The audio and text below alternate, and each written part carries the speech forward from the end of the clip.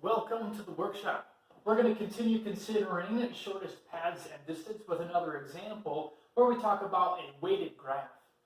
Now, a weighted graph is just a graph that has a number or weight assigned to each edge, like this graph here. For example, this edge has weight 3, this edge has weight 2, and this edge has weight 5, and so on. If we wanted to consider a path, say from S to A, then the weight of the path would just be the sum of the weights of all of the edges in the path. So the path from S to A, using the edges we discussed already, would be 3 plus 2 plus 5 is 10. So that path has weight 10.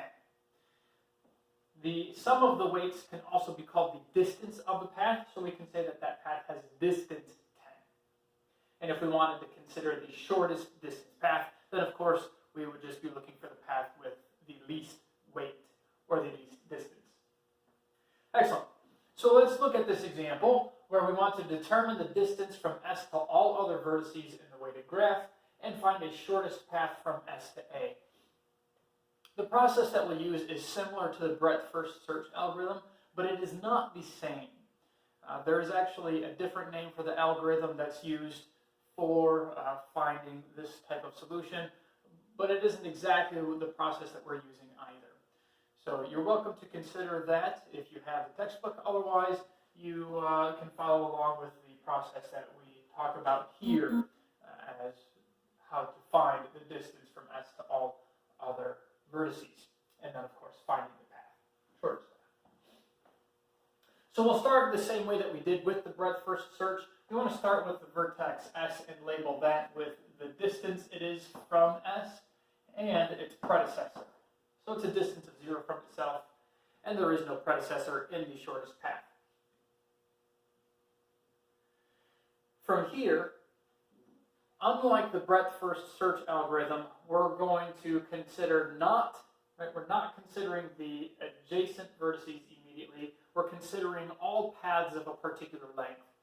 So if we consider all paths of length 1 from S, then we would get no path, because to follow along this edge would immediately give us a path of length 3. And to follow along this edge, it would immediately give us a path of length 5. Both too long. So there are no paths of length 1. Next, we would check for paths of length 2. And of course, 3 and 5 are still greater than 2, so no paths of length 2. Then we increase to 3. Yes, we have one. Right, we can follow this edge here, which has exactly length 3, and that takes us to this vertex here. So this has a distance of 3 away from S with predecessor S, because it was the vertex that we came from. Next, we would look for any other paths of length 3, and there are none, because as soon as I go beyond this vertex, then I would be above 3, and this is still above 3 as well. So next would be 4. Are there any paths of length 4? Well, still going along this edge would be too long, so we follow along here, 3. Now we can go one further. So we can't go to D because 3 plus 2 would be 5, and that's too much. We're looking for paths of length 4. And then S to C and C to E would be fine because 3 plus 1 is 4. So E is a distance of 4 away from S with predecessor C. And that's all of the paths of length 4. Now we can consider paths of length 5. And that brings us to this edge right here. We can travel along this edge finally and say that H is a distance of 5 away from S. But here's the tricky part. We actually have multiple ways of getting there at a length of 5. So we can travel S to C to E, which is 4, and then one more to bring us to H, and that would be 5. Or we can just travel along here. Now, choosing which is the predecessor, which vertex, S or E, using the previous method of whichever comes first alphabetically, is perfectly acceptable. So we'll continue with that. So its predecessor will actually be E in this case.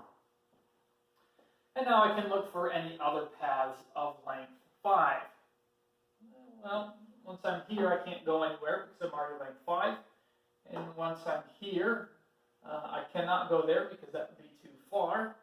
And from here, yeah, I can travel to D. So traveling from C to D gives me 3 plus 2 is 5 with the predecessor of C. Excellent. Now, of course, I can't go anywhere from there because adding would bring us beyond 5.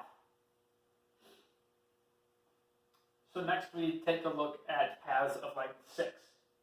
And this adds a few paths for us. So this vertex here can be reached from E, 4 plus 2 is 6, and it can be reached from D, 5 plus 1 is 6. So it has a length of 6, or a distance of 6 from S, but we have to choose an appropriate predecessor. Again, using the alphabetical order, we would choose D. All right, from here, we have, are there any others of length 6? Yes, there are. So here, where we had 5, distance of 5 away, we can increase by 1 to 6 and get that I is a distance of 6 away from S with predecessor H. All right, next on the list is 7. Are there any vertices that are a distance of 7 away from S? And there are. Let's see, let's identify them all. Well, there's only 3 vertices left to identify. So this would be more than 7.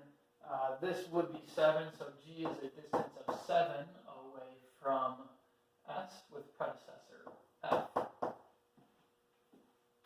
And let's see, 6 plus 4 is 10, that's too much. Of course, going beyond 7 would be too much as well. So that's all of them that are a distance of 7, and then we can move on to 8. Are there any that are 8 away?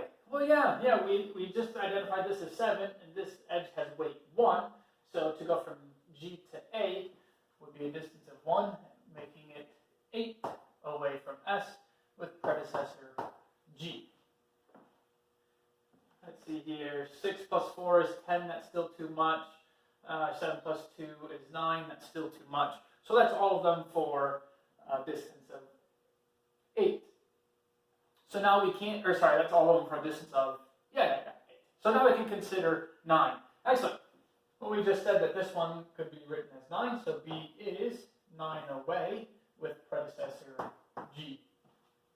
And we've successfully labeled all of the vertices in the graph with the distance they are from S and the predecessor in the shortest path. So we've done this part, the first part of the question. We have determined the distance from S to all other vertices in the weighted graph. Now we just want to identify or find the shortest path from S to A. And this is done in the same way that it was in our previous example with the breadth first search algorithm. We start at the end, so the shortest path.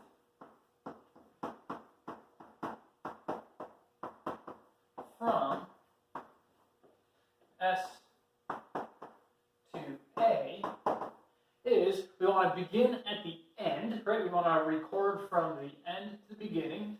So we're going to start here at our final place of A. Before A was G in our shortest path. So we go to G. Excellent.